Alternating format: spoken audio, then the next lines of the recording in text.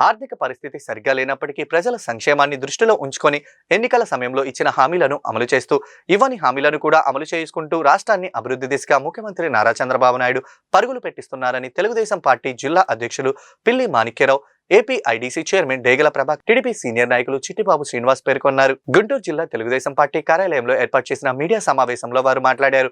విద్యుత్ ఛార్జీల భారం ప్రజలపై పడకుండా ఉండేందుకు ముఖ్యమంత్రి నారా చంద్రబాబు నాయుడు చర్యలు తీసుకుంటున్నారని తెలిపారు.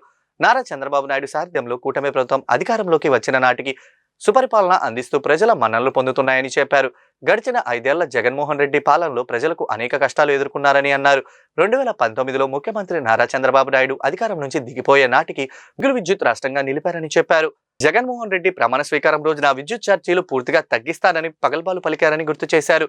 కానీ అధికారంలో ఉన్న తన 5 ఏళ్ల అరాచక పాలనలో 9 సార్లు విద్యుత్ ఛార్జీలను పెంచి దాదాపు 32,000 కోట్ల భారం ప్రజలపై మోపారని మండిపడ్డారు.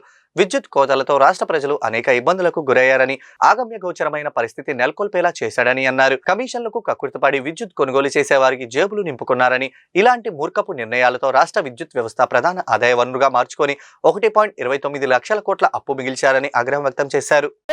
మేము దాదాపు 9,500 మెగా యూనిట్లు మిగులు విద్యుత్తు ఇచ్చెలితే పీపీఎల్ 25 సంవత్సరాలకి కట్టుకుంటే తర్వాత యూనిట్ ధర బాగా తగ్గేటువంటి పరిస్థితులన్నీ కూడా మేము చేసి పెడితే దుర్మార్గపు జగన్మోహన్ రెడ్డి వచ్చిన తర్వాత అన్ని రంగాల్ని విధ్వంసం చేసినట్టే విద్యుత్ రంగాన్ని కూడా విధ్వంసం చేశాడు.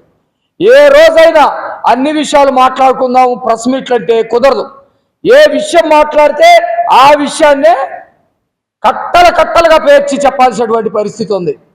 9,500 మెగా యూనిట్లు మిగులు విద్యుత్ ఉన్నటువంటి ఆంధ్రప్రదేశ్లో మిగులు విద్యుత్ లేకుండా చేశాడు, విద్యుత్ కరువు చేశాడు, అట్లాగే పేద ప్రజల మీద భారం పెరిగేటట్టుగా చేశాడు. కుతంత్రాలతోటి స్లాబ్ సిస్టమ్స్ కూడా మార్చేశాడు. అంతకుముందు 100 యూనిట్ల వరకు ఒక స్లాబు, తర్వాత 200, 300 ఇట్లా 3 రకాల స్లాబ్స్ ఉండేవి. పేదవాళ్ళందరూ కూడా 100 లోపు వాడుకునేటువంటి వాళ్ళు, మధ్యతరగతి వాళ్ళు 150 దాకా వెళ్ళేటువంటి వాళ్ళు, 200 దాకా వెళ్ళేటువంటి వాళ్ళు. జగన్మోహన్ రెడ్డి వచ్చిన తర్వాత స్లాబ్ సిస్టంలో కూడా మార్పు చేసి 50 అంట, 50 వరకు పేదవాళ్ళు వాడుకోవాలంట.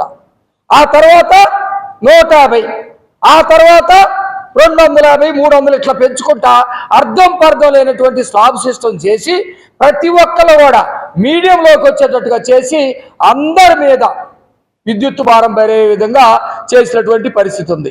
పీపీఎల్ గత తెలుగుదేశం హయాంలో 2014 నుంచి 19 అందరికీ నమస్కారం. ఈ రోజున విద్యుత్ ఛార్జీల భారం ప్రజలపై పడకుండా ఉండేందుకు ముఖ్యమంత్రి శ్రీ నారా చంద్రబాబు నాయుడు గారు అనేక చర్యలు తీసుకుంటున్నారు. ఈ రోజున నారా చంద్రబాబు నాయుడు గారి సారథ్యంలో కూటమి ప్రభుత్వం అధికారంలోకి వచ్చిన తర్వాత ప్రజల నుంచి మంచి సుపరిపాలన అందుతుందని చెప్పేసి ప్రజలందరూ మన్ననలు పొందుతున్నటువంటి ముఖ్యమంత్రి నారా చంద్రబాబు నాయుడు గారు ఈ రోజున విద్యుత్ ఛార్జీలు తగ్గించే విషయంలో అనేక సంస్కరణలు తీసుకొస్తూ ఉన్నారు.